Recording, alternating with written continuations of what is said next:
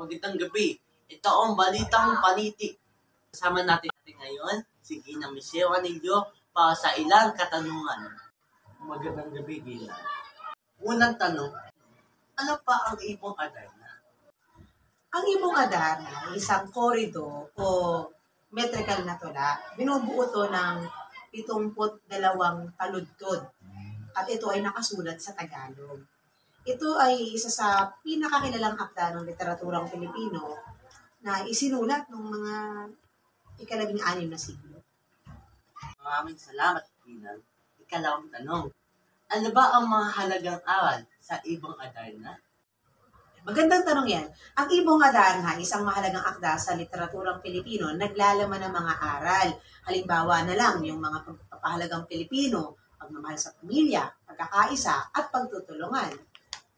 Huling tanong, bakit mahalaga pag-aralan natin ang ibong Adarna?